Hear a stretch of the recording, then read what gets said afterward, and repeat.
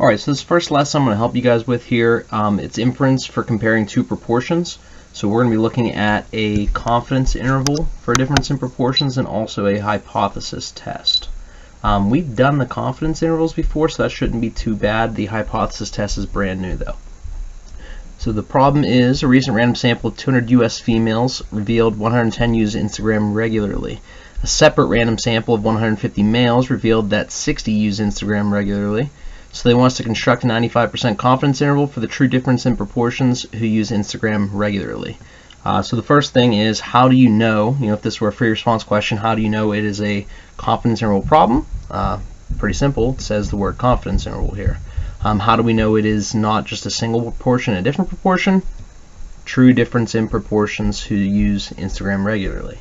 And the order they want us to do is females minus males. Okay, so state, plan, do, and conclude. The steps that we want to cover here. When we do state, we always have to state for a confidence interval the parameter that we are trying to figure out. So, for example, we don't know what the true difference in proportions of females and males that use Instagram regularly is, so we have to define that. You could do P1 minus P2 as long as you define. I use PF minus PM, meaning the true proportion of females that use Instagram and the true proportion of males that use Instagram regularly. Okay, so other than stating your parameter, you'd also want to state the confidence level. Okay, 95% confidence level. If they don't tell you a confidence level, 95 is pretty standard. Okay, you don't necessarily have to do this because we are going to state our p-hats in our conditions check as well, but it never hurts to state your p-hats here at the top of this problem. So my p-hat F, remember p-hat is the sample proportion. So they told us in the problem that out of 200 females, 110 use Instagram, so p-hat sub F is 0.55, and then they tell us that for the males, 150 were sampled and 60 use Instagram, so 60 over 150 comes out to be 0.4. So our sample proportions for both females and males. And also, what we probably should do here, to be honest with you, is throw in and it's not necessary, but it wouldn't hurt. We're looking at females minus males, so we should probably do p-hat female minus p-hat male, and that's going to equal 0.55 minus 0.40, which comes out to be 0.15. Okay? So that's all we have to do for our state. Okay, plan. One thing you definitely need to make sure you don't forget, because this is always one of the components on the rubrics, is to name the inference method. Okay, so we're looking at a 2 prop z int, which basically means we have two proportions. We're doing a z-score, and we're doing a confidence interval. Okay, if you're looking on the calculator, remember where we get these names from. If you go to stat test, these are basically the inference methods. So what we've done so far is we've done let me see here, 1 prop z intervals, 2 prop z intervals, which is what we're doing here, and then we have done a 1 prop z test, and then later in this video we'll do a 2 prop z test. So those are the names. Okay, then our conditions. So quickly going through the conditions, we need to check the conditions for both populations, for the males and the females. So random sample of 200 US females, random sample of 150 males, those were stated to us. Remember, we want a random sample, that way we can generalize the population. 10% condition, okay, we want to make sure that each sample is less than or equal to 10% of their populations. So 200 is less than or equal to 1/10 of all US females. I'd say that's safe to assume there's more than 2,000 US females. 150 is less than or equal to 1/10 of all US males as well. Okay, for large counts, now when we do large counts, we usually do n times p is greater than or equal to 10. But don't forget, in this problem, we don't know what p is. We don't know anything about the population. All we know is what we gathered from the sample proportions. So instead of using p sub f, we have to use p hat here. Same with this should be an M. Typo. Okay, same with the males. Okay, we have to use p hat m as opposed to pm. because, once again, we don't know what P is. So we want to check basically sample size times P hat of F. Make sure that's larger than or equal to 10. Sample size times 1 minus P hat of F. Make sure that's larger, greater than or equal to 10. And the same thing with the males, so all these work out. And then this is kind of what I just talked to you guys through. We're using P hat because we don't know what P is from females or males. Okay? So that's state and plan. Now the do part, there's two ways to go about this. I'll show you the long way here using the formulas, and then I'll show you real quickly on the calculator the short way. Last year I stressed to my students, just use the calculator. It's easy, you won't make a mistake, but every once in a while they throw a curveball at you where you're going to have to need to know these formulas. So remember our general formula here. Confidence interval is your point estimate plus or minus your critical value times the standard error of the statistic, which is basically just your standard deviation when we are using P hats instead of P's. Okay, so your point estimate is basically, it's usually your P hat, but we're looking for the difference in them. So it's P hat F minus P hat M, which we already found earlier in the problem. Z star, okay, that's our critical value. Remember, the easiest way to find this Z star is to go to the very bottom row of table B and look at the value right above the confidence level. So for 95% confidence interval, it's going to be 1.96. Okay, and then we have this formula, which I just grabbed right from the formula sheet.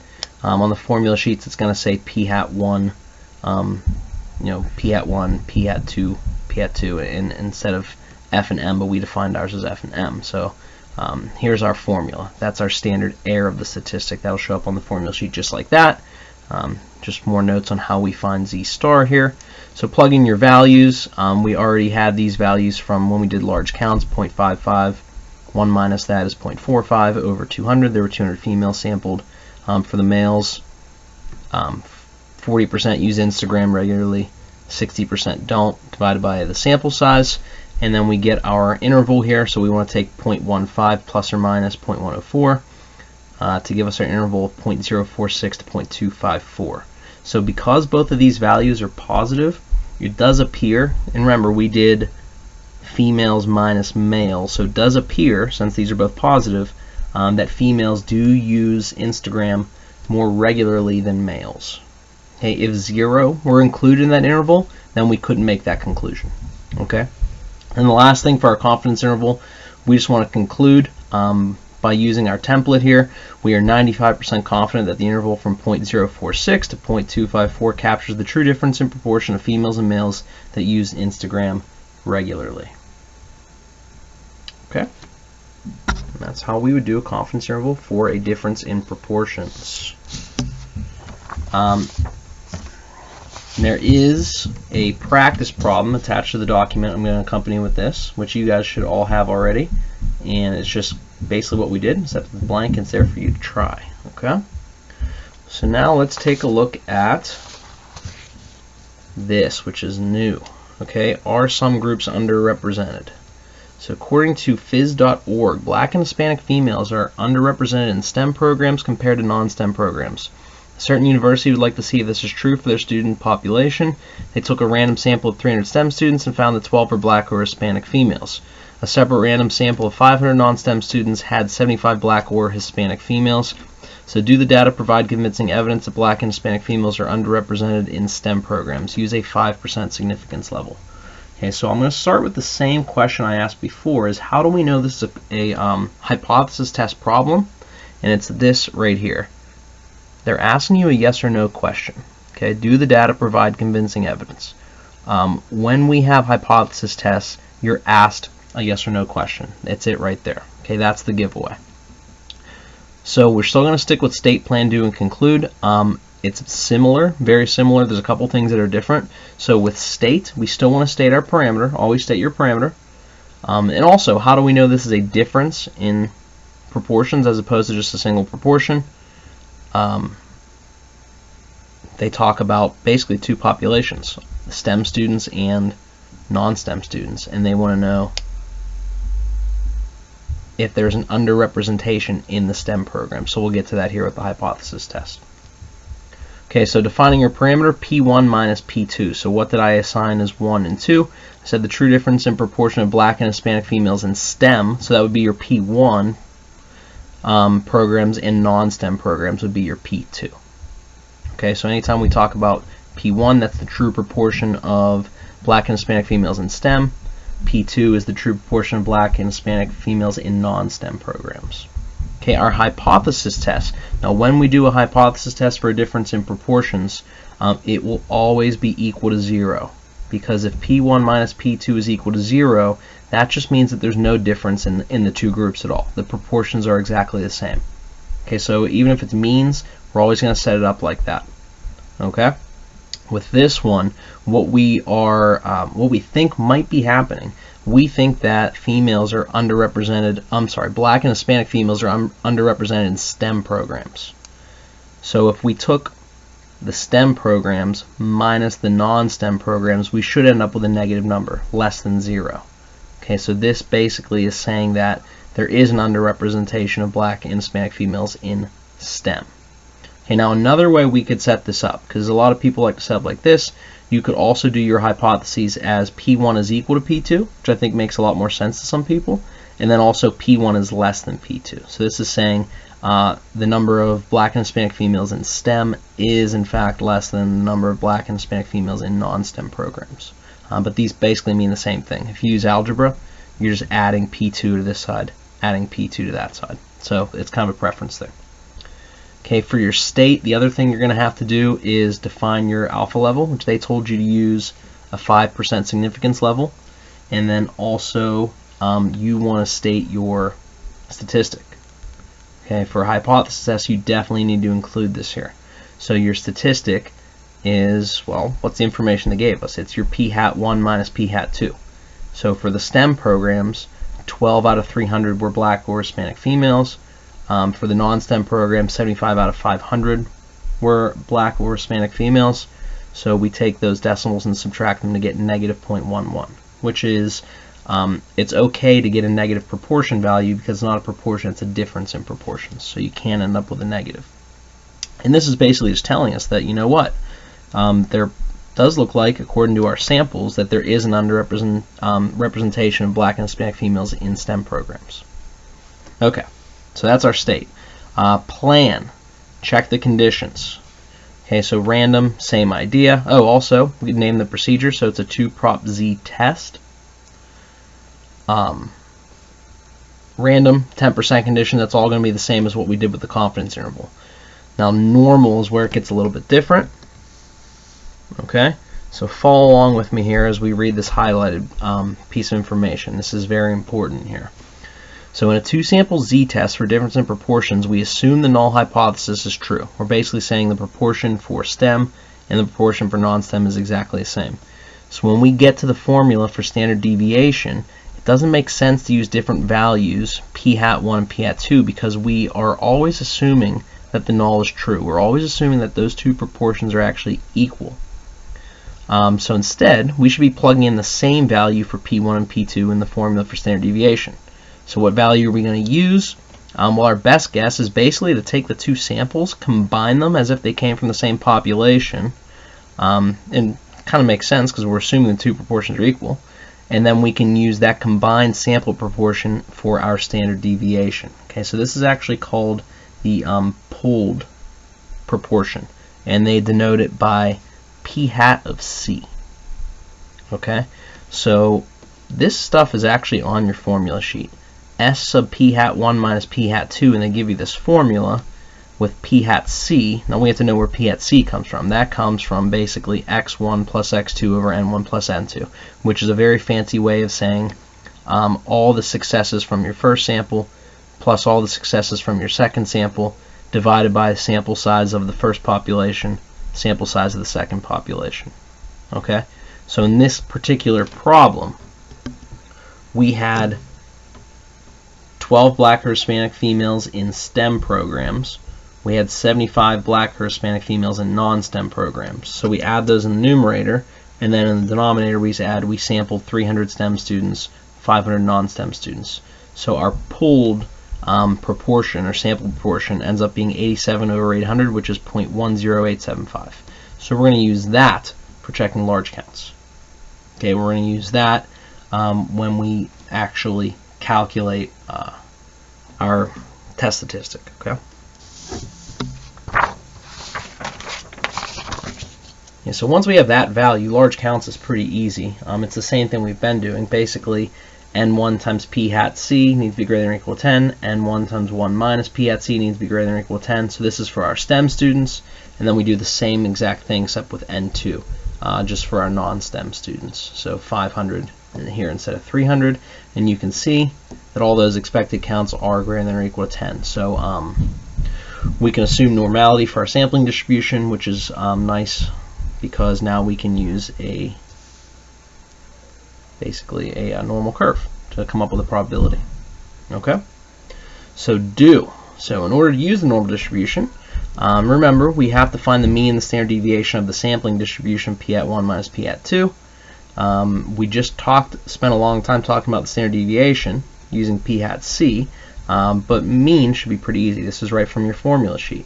Mu of p hat 1 minus p hat 2 is equal to p1 minus p2, and remember we assumed that the null hypothesis was true, and our null hypothesis said that p1 minus p2 is 0. Okay, here we're basically plugging in to our formula to get 0.023 for our standard deviation. Remember, we're using this formula because we're assuming p1 is equal to p2. Confusing, I know. Alright, so we have our mean, 0, we have our standard deviation, 0.023. Now it's basically just find the z-score. Okay, we want to know, remember, our sample statistic going all the way back to the beginning was negative 0.11 when we took the information they gave us. So we want to know how likely is it that we get a sample of a difference in sample proportions of negative 0.11 or less purely by chance. So test statistic or z-score, your statistic minus your parameter over the standard error of the statistic, value minus mean over standard deviation, all kind of means the same thing. So here's your formal way of writing it, which on the test I would never write this out, but just that's there for you guys to see. I would just do your value, negative 0.11, minus your parameter, minus your mean, 0, divided by 0.023, which comes out to be negative 4.78. Okay, this value is 4.78 standard deviations below the mean, which is really, really, really far away from the mean, which means there's hardly any area at all in this curve. I know it looks like there's area in there, but it's not really a great drawing. Okay, so if you would look up a z-score of negative 4.78 in table A, you're going to see that number isn't even on there. Okay, the most negative z-score is basically 0, so our p-value, the probability of getting this sample statistic or less purely by chance, is essentially 0. Okay, so the probability of what happened for us happening by chance alone is essentially 0. Okay, and then also remember, well here, let's interpret p-value. You usually don't have to interpret p-value, but just understanding it, it's assuming there's no difference in the proportion of black and Hispanic females in STEM and non-STEM programs. There's approximately a 0 probability of obtaining a difference in sample proportions of negative 0.11 or less purely by chance alone. I know that seems like it'd be tough to come up with, but it's really just copying and pasting a lot of stuff we already wrote down. Okay, so how do we conclude? We're doing a hypothesis. Is there a difference or is there not a difference? When the p is low, reject the ho. So don't forget our hypotheses were the null hypothesis, p1 is equal to p2, and our alternative hypothesis was that p1 was less than p2. So if the p is low, reject the ho, meaning this is actually the case, which is telling us that STEM students, black and Hispanic females in STEM programs, there are less of them than in non-STEM programs. Okay, so the alternative is what we're actually taking to be true here. So since the p-value, and when we conclude, you always start by comparing the p-value to alpha. So since the p-value of approximately 0 is less than alpha is equal to 0.05, we reject the null hypothesis. Okay, we have convincing evidence that, and then this right here is just the alternative hypothesis. Okay, black and Hispanic females are underrepresented in STEM programs. Okay, and then that would be a good score on that.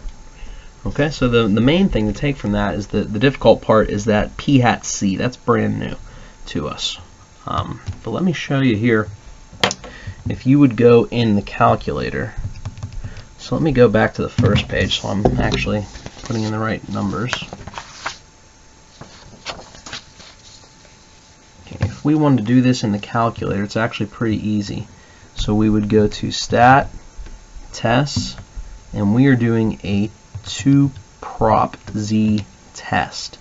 Okay, so X1, N1 is basically the STEM students. So we found out of the STEM that 12 out of 300 were, and you can see I already did this problem once before, 12 out of 300 were black or Hispanic females, and then our second population we had 75 out of 500 that were in the non-STEM program, and it was a less than for our alternative hypothesis. So we hit calculate, and it's going to give us the two numbers that are very important to us. Here are the numbers you'd want to write down.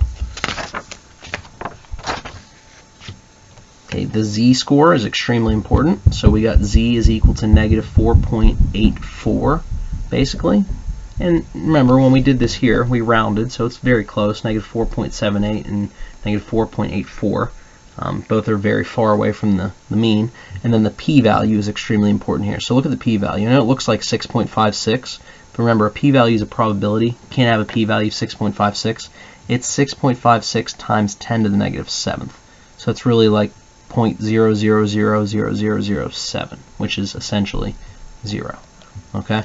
So the nice thing about the AP exam is for this do part, instead of doing all this formula and drawing your curve and all this stuff, literally the only thing you would have to write down on this is the z-score and the p-value. And then you'd have to conclude correctly. Okay, so that's not too bad. Alright, so that covers it, the new stuff. There's also a problem attached here. It's another example just like that, so I want you guys to give that a try, and always let me know if you have any questions. Alright.